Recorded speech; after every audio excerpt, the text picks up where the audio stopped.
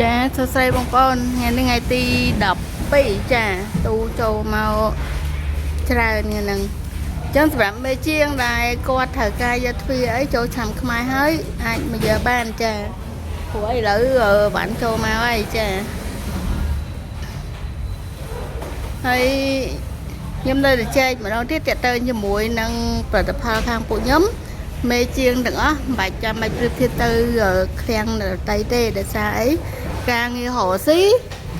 ការប្រកួតប្រជែងពួកខ្ញុំប្រកួតប្រជែងទៅលើគុណភាពពួកខ្ញុំឲ្យប្រកួតប្រជែងទៅលើតម្លៃណាចាអញ្ចឹងតម្លៃពួកខ្ញុំវាអាចถึงលើគេបន្តិចតែខ្ញុំធានានៅអ្វីដែលគុណភាពរបស់ពួកខ្ញុំមានចា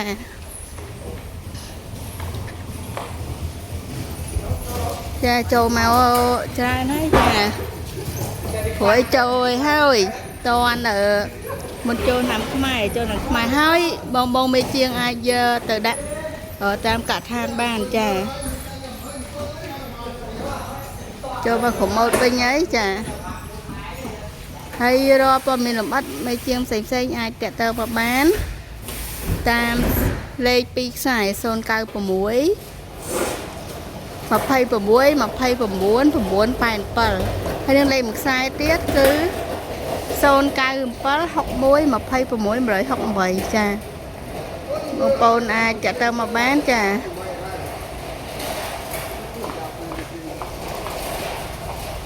ចាចូលមកគ្រប់ម៉ូតវិញហើយចា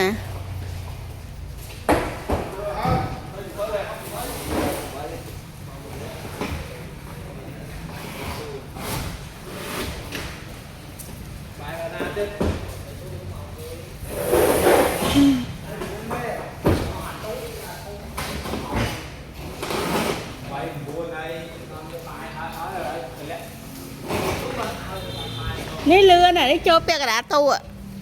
ម្លាក់លឿនណាស់តាខាងហ្នឹង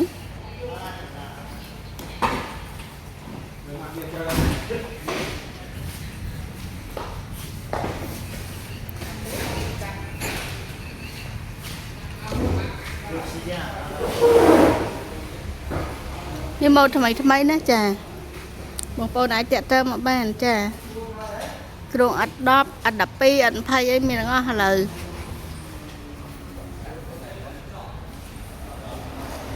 អរគុណសម្រាប់បងមេជាដែលតែងតែចុច Subscribe Channel YouTube ក៏ដូចជាសាកសួរព័ត៌មានតដងណាចាជូនពរបងហែងចាំថ្មីសុខភាពល្អទាំងគ្រួសារក៏បេការអ្វីបានរីកចម្រើនទាំងអស់គ្នាណាចាអរគុណ